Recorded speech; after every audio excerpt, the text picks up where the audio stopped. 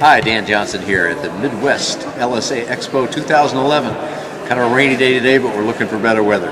Today, however, we want to talk about something that's not airplanes. We want to talk about LAMA, which is my other hat to wear, literally and figuratively.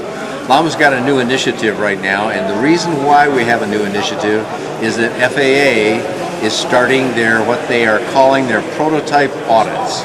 By that they mean that they are going around and visiting certain companies in the business and doing a full audit with them, an audit of their quality control systems and their practices and their adherence to the ASTM compliance, their compliance to the ASTM rules.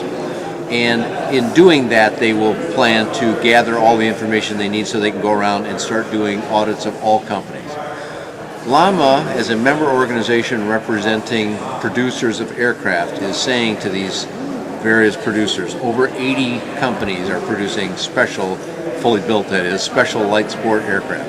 And we are saying to them, look, under the existing ASTM rules since the beginning, you were to go out and do annual internal audits. An annual internal audit means that the company itself audits their quality practices and their procedures and whether they're meeting ASTM compliance. And that doesn't mean you laboriously go through every single line of the ASTM standards, which there are many lines to, but it means you pick the things where you think you might find weaknesses or problems, you inspect to see if you are doing your own job well enough, and then inevitably you'll find some corrections that need to be made and you're to do those corrections. This is how this system works under self-governance. In the past, FAA has always gone out and done these things, and the manufacturer merely had to submit to them and then respond to them. But now in the LSA world, the manufacturer does that themselves. So what LAMA is now proposing that companies do is this. You do the annual internal audit, which you said you do anyway when you signed a form. It's called the Declaration of Compliance form. And it says in there that when you sign the bottom of that you agree to do all the things it says in the ASTM standard set, which includes the annual internal audit. Now we are just saying, look, you were supposed to be doing that anyway. We trust you are doing that. Now we want you to document that. That is, write it up. We're talking a 2, 3, 4, 5-page report of what you found when you went and inspected yourself, and that's called a findings report. Inevitably, a findings report will produce some things that needed to be changed. Some areas where you could tighten up your production or your adherence to the ASTM standards, and that produces a report about that, which is called a corrections report. We're suggesting manufacturers will take the findings report and the corrections report, preferably give them to LAMA as well so that we stay in the information loop and know who's done what, but mainly get them into FAA's hands, because they consider that what we're doing is not self-regulation. FAA still regulates, but what we are doing is self-governing, and they want to know that we're doing it well. We, the industry of people who produce stuff for people to use under the Sport Pilot Light Sport Aircraft rule.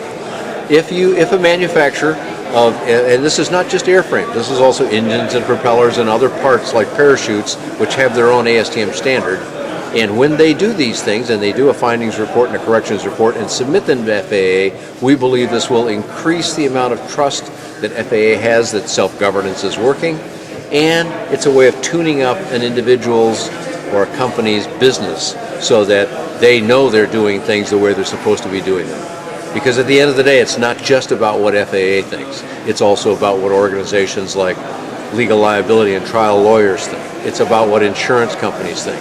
It's about what your peers, other manufacturers of aircraft think. It's about what member organizations like LAMA or EAA or AOPA think.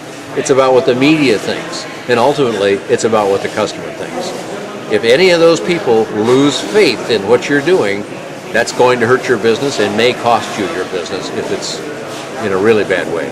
So we believe that by helping the industry to do this, yes, we're adding a little bit to your workload, but not a lot, since you were supposed to do the annual internal audit anyway. All we're really asking that you add to that is a couple of reports to say, here's what I found. And we think that will make people feel just that much better about light sport aircraft. So if somebody wanted to get some more information or contact with LAMA, how do they do it?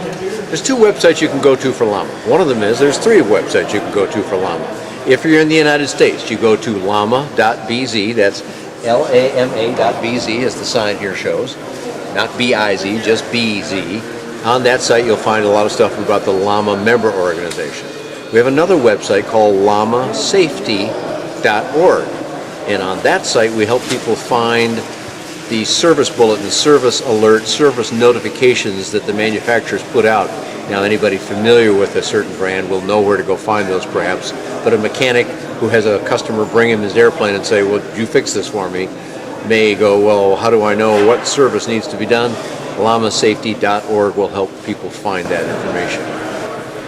So for our friends over in Europe or any other place in the world, the other third website you can go to is LLAMAeurope.com. Between those three websites, you can find a great many things out about the industry and the players that are supplying parts to people, and you can also find links to many other suppliers and their websites. So I'm Dan Johnson. We're here at the Midwest LSA Expo 2011, and we are reporting for aircraftreporters.tv.